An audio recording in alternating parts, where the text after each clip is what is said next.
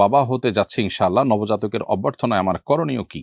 সদ্যজাত সন্তানের প্রতি বাবা মায়ের উপর কি কি হক রয়েছে? প্রিয় দর্শক, আপনার প্রশ্নের উত্তর হলো, নবজাতকের প্রতি আপনার কর্তব্যের অংশ হিসাবে নবজাতকের জন্মের পর তার উদ্দেশ্যে একটু দোয়া নিবেদন করবেন। নবী করিম সাল্লাল্লাহু আলাইহি ওয়াসাল্লাম হাসান এবং হুসাইন রাদিয়াল্লাহু তাআলা আনহুমার জন্মের পর দোয়া করেছিলেন, ওয়াইদুকুমা বিকালিমাতিল্লাহি তাম্মা ওয়া মিন শাররি কুল্লি শাইতানিন হাম্মা ওয়া মিন কুল্লি আইনিন লাম্মা।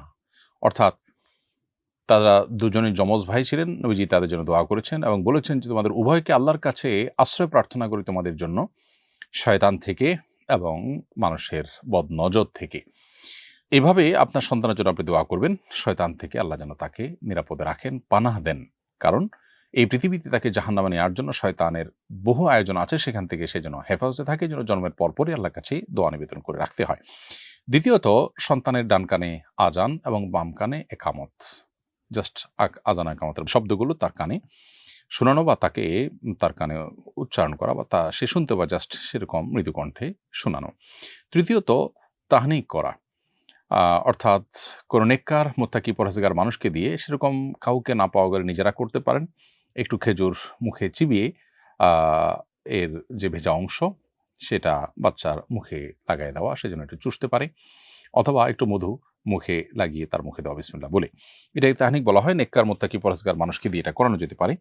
এছাড়া সপ্তম দিনে বাচ্চার মাথার চুল চেঁচে সেটার ওজন পরিমাণ স্বর্ণ অথবা ওজন পরিমাণ রূপা, যার যার সামর্থ্য অনুযায়ী, অথবা স্বর্ণ বা রূপার মূল্য গরিব বা দুঃখীদেরকে দান করে দিতে হবে। এটি মুস্তাহাব একটি কাজ, না করতে পারলে বড় কোনো অসুবিধা নেই। আর এছাড়া সপ্তম দিনে তার আকিকা করা, ছেলে হলে 2টি ছাগল, মেয়ে হলে 1টি ছাগল আল্লাহর নামে জবাই করে তার পক্ষ থেকে আকিকা দিতে হবে এবং জবাই করার পর বা জবাই করার সময় বলবে, আল্লাহ, এটি হলো আমার অমুক সন্তানের আকিকা।